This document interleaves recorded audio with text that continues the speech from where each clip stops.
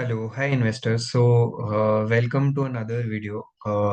आई think थोड़ा सा हमें टाइम हो गया है from the previous video, and the reason why I did that was क्योंकि मार्केट्स में एक बहुत बड़ा रैम्पेज था consistently.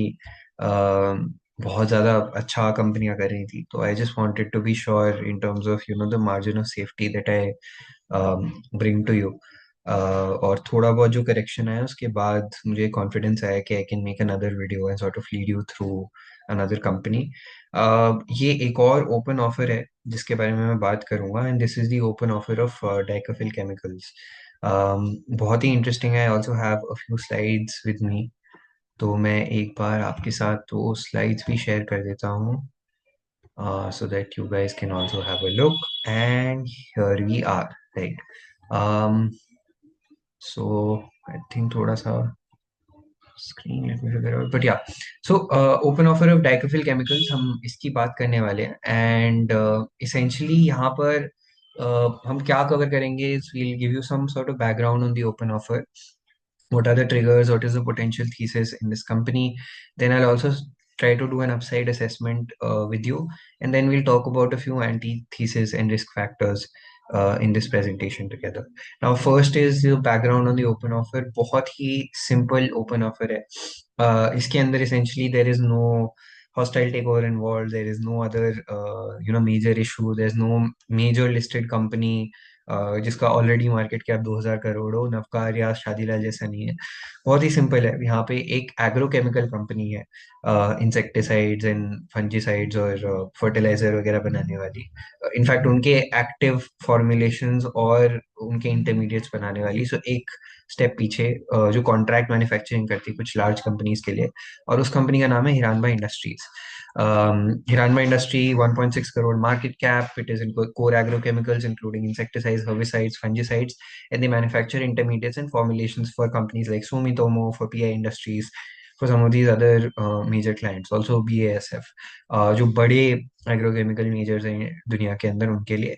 And they have a core cyclical business. उनका जो बिजनेस है agrochemicals in it self is a very cyclical business, क्योंकि रियलाइजेशन वगैरह मूव करती रहती हैं एग्रोकेमिकल एग्रीकल्चर की साइकिल के साथ, बाकी सारी चीज़ों की साइकिल्स के साथ। तो it's not a fully fledged like stable kind of business, it's very cyclical. तो इसलिए ये कंपनी जो है हमेशा से एक सीडीएमओ सीआरओ टाइप का बिजनेस बनाना चाहती थी, कॉन्ट्रैक्ट रिसर्च या कॉन्ट्रैक्ट मैन्युफैक्चरिंग टाइप का बिजनेस ये लोग बनाना चाहते थे।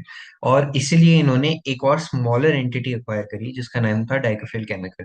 डाइकोफिल केमिकल अभी मार्केट कैप जब मतलब मैंने स्लाइड बनाई थी तो 159 करोड़ के आसपास सा हो सकता है, थोड़ा सा इससे ऊपर हो गया हो अभी। जो उनके बिजनेस इंटरेस्ट है वो पहले ऑप्टिकल ब्राइटनर्स में, डाइज और पिगमेंट्स के अंदर काम करते थे। So these were the three segments that they were operating in, and they had a reputation of being a poorly run company. It had zero revenue, so it was essentially a shell company that was trading on the stock exchanges. But अच्छी बात ये थी कि इन लोगों के पास एक तारापुर में plant था, और वो जो तारापुर का प्लांट था वो मैं और भी आपको दिखाऊंगा कि एक्चुअली इसकी लोकेशन कैसी है। But the value of that plant was exceedingly higher as compared to the market cap of this company, इसलिए 38 रुपीज पर शेयर के आसपास प्राइस पे हिरानबा इंडस्ट्रीज ने डाइकोफिल केमिकल को अक्वायर कर लिया, और उन्होंने ये प्लान बनाया कि हम यहाँ पे एक सीडीएमओ बेस्ड बिजनेस एस्टेब्लिश करेंगे। अभी आई थिंक 240 के आसपास शेयर का प्राइस है, तो आप सोच सकते हैं। I think this was acquired at some 50 crore market cap और something like that. And the interesting bit here is कि अगर आप इस प्लांट की लोकेशन को देखें, सो ये जो रेड मार्क्ड है यहाँ पर लोकेशन वाइज, जो ये आइकन होता है गूगल मैप्स पे, this is the location of the plant. Tarapur के अंदर है, मुंबई के पास ये इलाका है। एंड इसके पास ही अगर आप देखेंगे तो एमआईडीसी करके एक ये एरिया है, उसके पास ही आरती फार्मा लैब्स की एक यूनिट है, एक लुपिन की यूनिट है, एक आरती ड्रग्स की यूनिट है, एक यूपीएल लिमिटेड की है, और आरती फार्मा लैब की एक और यूनिट है। और इसी तरीके से अगर आप और आसपास देखेंगे तो कुछ unlisted companies, Tata Steel, Global Wires, Custom Capsules Private Limited, Blue Dart, इन सब कंपनियों के भी यहाँ पे प्लांट्स है। तो एक बहुत ही अच्छे इकोनॉमिक रीजन के अंदर, जो मतलब नवी मुंबई के आई थिंक एक स्पेशल इकोनॉमिक जोन के अंदर आता था पहले, अब I am not sure, but वहां पे इनका एक प्लांट था तारापुर के अंदर, और उसको अक्वायर किया गया by this bigger company which is Hiranba, and they want to establish like a CRO and CDMO kind of business here. अब इसेंशली अगर आप इस ओपन ऑफर की टाइमलाइन को देखें, तो यहाँ पे एक छोटा सा जो रिस्क फैक्टर भी है और एक जो छोटा सा डर मुझे भी इसके अंदर लग रहा है, वो ये है कि नवंबर 2023 के अंदर एक होली ओन सब्सिडरी जो थी हिरानबा की, उसने 48.5% स्टेक अक्वायर किया डाइकोफिल में 7 करोड़ के लिए। And this company I think was called Mikusu. Mikusu एक होली ओन सब्सिडरी थी, तो आप सोच सकते हैं 15 करोड़ के आसपास में ये कंपनी वैल्यू की गई। जो डाइकोफिल केमिकल है और उसके पास जो प्लांट है वो सब सब एरिया मिला के 15 करोड़ के आसपास उसको वैल्यू किया गया। और फिर उसके बाद जब वो 48% हो गया, तो हमने जैसा सीखा है कि अगर 26% से ज्यादा हो जाता है तो बाकी 26% के लिए आपको एक ओपन ऑफर देना पड़ता है। तो वो ओपन ऑफर का ट्रिगर हुआ। अब इसमें कितना स्टेक एक्चुअली प्रमोटर के पास है, that is a question, because I try to look through this through multiple sources. कुछ लोग कह रहे थे कि ओपन ऑफर पूरी तरीके से कंप्लीट हुआ है तो 26% एक्वायर हो गया है। अगर ऐसा हो गया तो 80% स्टेक आसपास बनता है, क्योंकि 48.5 प्लस 26% अगर आप ऐड करेंगे तो वो 75% से तो बहुत ऊपर चला जाता है। बट उस चीज को भी थोड़ा सा साइड रखते हैं, will talk about it in some time. नवंबर 23 के अंदर shares plan divided into 3 phases within the company.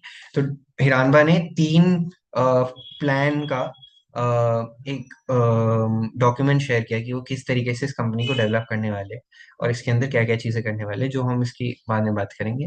और फिर सितंबर 2024 से लेके दिसंबर 2024 तक प्रमोटर ने यहाँ पे बहुत ज्यादा कंटिन्यूअसली बाइंग करी है।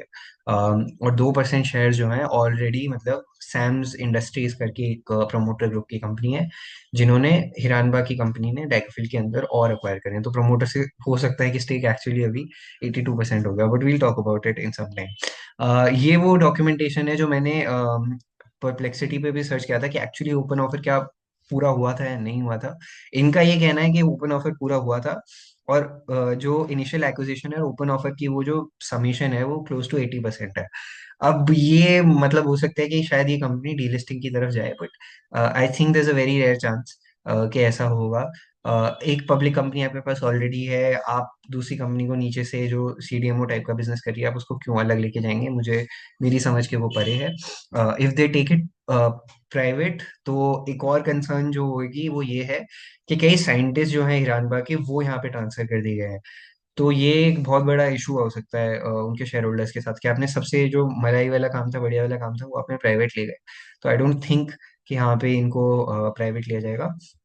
बट परप्लेक्सिटी ऐसा कुछ कह रहा है, so this is a risk factor that we have to be thoughtful about, mindful about and keep thinking about, right. अब इसके बाद हम बात करते हैं कि ओपन ऑफर हुआ क्यों। और इसके लिए एक डॉक्यूमेंट हिरानबा ने जारी किया था, and they talked about a new R&D centre at Tarapur. And they said, we set up a world class R&D centre to attract, collaborate and partner with leading multinational companies in agrochemical, pharmaceutical, biopharmaceutical, specialty chemical space, which work in the niche area, starting from discovery of new chemical entities through their development till the final journey of launch and commercialization. So they're talking about uh, establishing a CDMO CRO business, जहाँ पे वो बड़ी companies को उनकी manufacturing के अंदर या उनकी रिसर्च के अंदर हेल्प कर सके, जो इंडिया के अंदर एक बड़ी इंडस्ट्री है, और जो बायोसिक्योर एक्ट यूएस के अंदर आ रहा है उसके बाद और ज्यादा बड़ी होने की उसको चांसेस है। एंड हिरानबा के पास ये अच्छी बात है कि they have dealt with challenging in complex chemistry from R&D stage to commercialisation. Its starting business model would be like flexible contract research, development, and manufacturing organization in the area of agrochemical, plant nutrition, pharmaceutical. तो कई सारे, मतलब it's not just agrochemical that they're trying to target, they're also looking into pharma and other sort of spaces which might turn out to be very interesting. हिरानबा एक listed company है, I think 2021 के अंदर ये लोग list हुए थे। 4 manufacturing facilities, 65 countries में presence, 950 employees, 60 plus revenue जिनसे आता है ऐसे इंस्टीट्यूशनल कस्टमर्स, इतने सारे डीलर्स, और ये सारी उन्होंने बातें कर रखी हैं। इस कंपनी के बारे में एक जो बहुत इंटरेस्टिंग बात है जो मैं आपको थोड़ा सा बताना चाहूंगा, I went through their thread on value picker. One is के इनका एक सिक्लिकल बिजनेस है जो कोर इनका बिजनेस है। दूसरी बात है कि कई कॉर्पोरेट गवर्नेंस इश्यूज भी हैं इस कंपनी के अंदर, हिरानबा के अंदर। And that is why if you look at the other agrochemical businesses, तो हिरानबा एक बहुत ही स्टीप डिस्काउंट पे ट्रेड करती है, क्योंकि one was that I think उनके प्रमोटर के ऊपर एक बार क्रिमिनल केस हुआ था because of non payment of some loan liabilities और something like that, and there was also like a SEBI mandate, एक सेबी का डायरेक्टिव उनके खिलाफ था, और उनको कुछ फाइन देना पड़ा था 2004 या 5 के अंदर, जब उन्होंने कुछ शेयर्स के अंदर कुछ ट्रेड वगैरह लिए थे प्रमोटर ग्रुप ने। तो ये दो एक बड़े कॉर्पोरेट गवर्नेंस इश्यूज थे जो उनका जब डीआरएचपी वगैरह आया था तो हाईलाइट किए गए थे। On the value picker thread people were very positive about this, they thought कि ये एक ऐसी चीज है which is in the past, the promoter has considered to it, they talked about it multiple times in their con calls, they been open about it. तो ये चीज धीरे धीरे अपने आप एड्रेस हो जाएगी, लोगों का ऐसा मानना था। अब I am not really sure, but ये कॉर्पोरेट गवर्नेंस का भी एक इशू है जो हिरानबा के साथ चलता है। these guys want to start a CRO business because CRO business के अंदर हायर मार्जिन होता है। अब सिक्लिकलिटी जो आपकी कोर बिजनेस के अंदर है उसको आप एलिमिनेट करना चाहते हो, उसको कम करना चाहते हो, तो इसलिए आप एक कॉन्ट्रैक्ट रिसर्च मैन्युफैक्चरिंग की तरफ जाना चाहते हो। एंड दे, अब अगर आपके पास ऑलरेडी एक सिक्लिकल बिजनेस है और उसके अंदर अगर आप सीआरओ टाइप का बिजनेस शुरू करेंगे जो हायर मार्जिन है, तो आपको वो वैल्यूएशन नहीं मिल पाएगी, क्योंकि सिक्लिकल बिजनेस ऑलरेडी आपको किसी ना किसी दिन उन दोनों को अलग करना पड़ेगा। इसलिए they want to begin from a clean slate. And also because एक तो ये बात है कि आप सिक्लिकल बिजनेस के साथ उसको मिलाना नहीं चाहते, दूसरी बात ये है कि आपको क्लाइंट्स नई तरीके के ढूंढने पड़ेंगे, because it won't just be agrochemical clients, you will be serving, you are also talking about pharma, biopharma, speciality chemicals and all these other things. तो अलग तरीके के क्लाइंट्स के लिए एक आप अलग बिजनेस शुरू करना चाहते हैं, दैट इज वाई एक फैसिलिटी इन्होंने तारापुर में अक्वायर करी है, और बहुत ही चीप प्राइस के अंदर कंपनी ने उसको मैनेज कर लिया है by buying the promoter stake. Now when we talk about the thesis and the triggers जो इस पोटेंशियल के अंदर है, बहुत सारी पब्लिकली अवेलेबल इंफॉर्मेशन के थ्रू हम होके गुजरे and we try to identify कि क्या क्या चीजें इसके अंदर है। पहली बात है कि कंटिन्यूअसली प्रमोटर यहाँ पर बाइंग कर रहे हैं।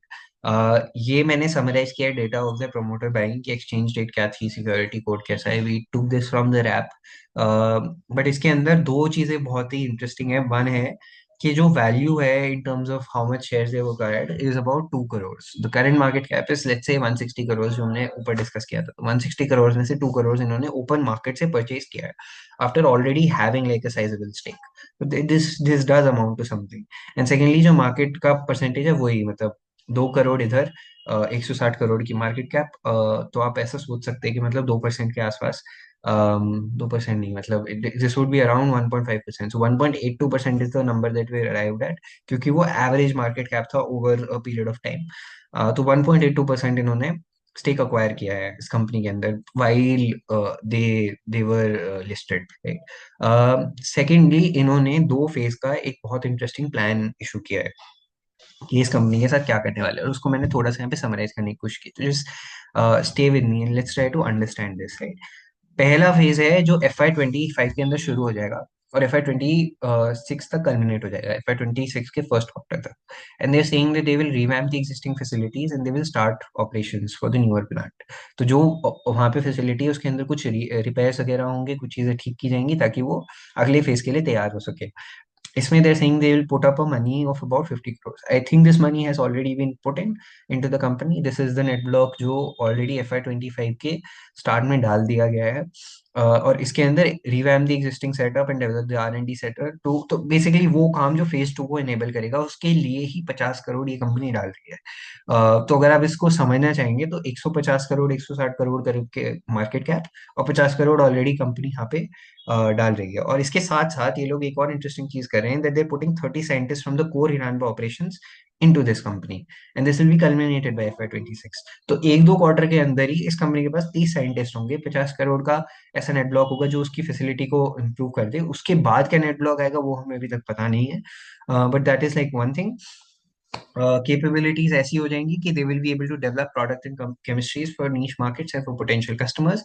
और रेवेन्यूज और एबिटा जो है वो, क्योंकि क्रैम्स एक हायर मार्जिन बिजनेस होता है, CDMO CRO, उसको मैं कंबाइन करके क्रैम्स बोल रहा हूँ, contract research and manufacturing services.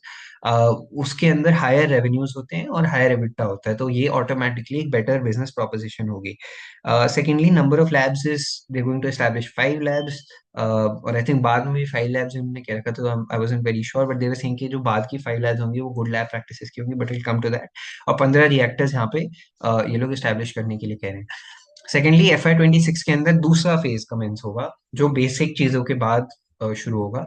और हिरान भाई यहाँ पे एक कस्टम स्पेशलिटी केमिकल डिवीजन, एक परफॉर्मेंस केमिकल डिवीजन, एक fermentation technology and bio catalyst division अलग अलग तरीके से स्टैब्लिश करेगा। तो ये चीजें भी अपने आप में बड़ी इंटरेस्टिंग बन जाती है कि अलग अलग तरीके के यहाँ पे डिविजन आएंगे। और हिरान भाई गुड लैब्स प्रैक्टिसेस यहाँ पे फैसिलिटी बनाने की कोशिश करेगी ताकि मैन्युफैक्चरिंग कैपेबिलिटीज जो है उनको वो बढ़ा सके। और इस टाइम पे 60 new scientist will be added, so 30 from before, 60 more, 90 scientist will be working in this company which is valued at 50 crore right, 150 crore right now. So ये अपने आप में एक बहुत ही बड़ा opportunity लगती है on the surface of it. And then Hiranba has budgeted 60 scientists, which would cater to synthetic chemistry, analytical research, formulation, development, and pilot plant services. और reactors का नंबर भी 15 से 20 कर दिया जाएगा, और कई अलग अलग तरीके के डाउनस्ट्रीम इक्विपमेंट यहाँ पे डाले जाएंगे। तो बहुत सारा प्रोग्रेस यहाँ पे इस कंपनी के अंदर एक साल में आने वाला है according to this plan that they have shared. Now, we've talked about the promoter buying. We've talked about this plan that Hiran Bhai shared. The third trigger here is कि कुछ बहुत इंटरेस्टिंग शेयर होल्डर्स यहाँ पे इस company के अंदर enter हुए हैं। वन है संदीप कपाड़िया, जिनका नाम आप बीच में ऐसे देख सकते हैं। Sandeep Kapadia is a very senior investor and he talked about a lot in the markets. तो उन्होंने जैसे ही ओपन ऑफर हुआ तो उन्होंने एक मार्केट स्टेक लिया है, और जैसे ही प्लान वगैरह शेयर हुआ और बाकी चीजें हुई हैं लेटर हाफ में, तो उन्होंने अपना स्टेक इंक्रीज भी किया है यहाँ पे। जय नाम उदय शाह, उन्होंने भी यहाँ पे अराउंड 1% का स्टेक लिया था, उसके बाद से कंटिन्यूअसली उन्होंने यहाँ पे अपना स्टेक इंक्रीज किया है। उदय आर शाह का HUF है, उन्होंने भी स्टेक किया है। लिंकन पी कोएलो यहाँ पे पहले से ही है इस कंपनी के अंदर, who is another like famous doctor out of Mumbai, and he also does value investing and he is known for it. तो ये लोग जो है इनको न्यू एज, स्पेशली उदय शाह को न्यू एज SME इन्वेस्टर के तरीके से जाना जाता है। And the way their increasing stake is very interesting to look out for in this business. And then Sandeep Kapadia is already there in his increasing stake. तो ये कुछ ना कुछ स्टोरी तो कहीं ना कहीं इन तीनों ट्रिगर पॉइंट से बनती है। अब इसका अगर हम अपसाइड असेसमेंट देखें तो बहुत सिंपल सी बात है। अब इसको एक कंपनी के साथ कंपेयर कर सकते हैं जिसका नाम है सिंजीन। सिंजीन जो है वो इंडिया की लार्जेस्ट CDMO कंपनी है, contract research, contract development and research company, contract development and manufacturing organisation company है। और इनका जो नेट ब्लॉक है, जितना इन्होंने पैसा लगा रखा है एसेट्स में, वो 1200 करोड़ के आसपास है, और इनकी मार्केट कैप 24,000 करोड़ है। तो अगर आप implied market cap by net block देखेंगे तो वो 20 टाइम्स का है। अभी अगर हिरानवा ने बस 50 करोड़ इस कंपनी के अंदर डाले, और ये कंपनी अगर 150 करोड़ के आसपास की मार्केट कैप पे है, तो ये implied cap market cap by network 3 times का है, which is a big gap. अगर और ज्यादा पैसा इसके अंदर आता है, वन, और सेकेंडली यही चीजें जल्दी कमर्शलाइज होती है, रेवेन्यूज दिखने लगते हैं, तो ये रेवेन्यू बहुत सिग्निफिकेंटली मूव कर सकते हैं। मैं ये नहीं कह रहा कि सिंजीन जितना मल्टीपल मिल जाएगा because it's a large company, but at least it should get like a 5 times और 6 times kind of multiple on the basis of just the net block and the net block generating some revenue. But ये तो maintenance capex है, ये तो change करने के लिए capex था, उसके बाद कितनी कैपेसिटी कंपनी लगाती है वो चीजें बहुत इंटरेस्टिंग बना देगा। तो इसलिए ये बहुत इंटरेस्टिंग, और अगर ऐसा कुछ होता है तो ये आप देख सकते हैं कि the sky is the limit. 3 times के मल्टीपल से 20 टाइम्स के मल्टीपल की रेंज है। अगर आप उसमें एवरेज भी लेंगे, 5-6 के आसपास भी जाने की कोशिश करेंगे, तो भी ये शेयर वहां से डबल होता दिखता है। But there are several risk involve here. One is, of course, the one that we talked about earlier, delisting. अगर 80% share promoters के पास है, they will look they might look towards delisting this business, which might create like a big problem. हो सकता है कि आपको उतना पैसा ना मिले, and then your only bet then is कि कितना ये धीरे धीरे ऊपर जाता है। कुछ significant investors इस कंपनी के अंदर हैं, they would have some sort of power, but if 80% is there with the promoters, you can't do anything with your vote, right? Secondly, अगर हिरानबा एक लिस्टेड कंपनी है, तो किस तरीके से शेयर होल्डर्स मान जाएंगे कि बेटर मार्जिन्स का business, better quality of earnings का बिजनेस जो है वो सेपरेटली जाके कंपनी अलग से लगाए। वो लोग तो कहेंगे कि आप लोग हमारे साथ मर्ज कर दीजिए, कुछ ऐसा प्रोपोजिशन उनके सामने जरूर आएगा जो अपने आप में बड़ा ही ट्रिकी हो सकता है। Third is the plans might change. I think November 2023 के अंदर ही कंपनी लगी थी। Right now in January 2025, it's already been 1.5, I think 1 year 2 months. और उसके अंदर इतना ज्यादा काम हुआ नहीं है जितना शायद हो जाना चाहिए था, because of the open offer and the other regulatory bits. So how fast are they able to execute these plans? How do the जो कॉर्पोरेट गवर्नेंस के इश्यूज रहे हैं पहले इस कंपनी के साथ, वो किस तरह रिफ्लेक्ट होते हैं नई कंपनी के अंदर, वो बहुत इंटरेस्टिंग हो जाएगा देखने के लिए. And then there are no revenues apart from the net block to value the company. And this is something a very senior investor told me about when I asked him about this company. He said कि अगर revenue नहीं है तो मैं value कैसे करूँ, कि कहाँ से वो नेट ब्लॉक कहाँ जाएगा. आप पैसा लगा सकते हो कहीं पर भी, but then if it's not generating revenue it's not easy to value, which is a fair assessment.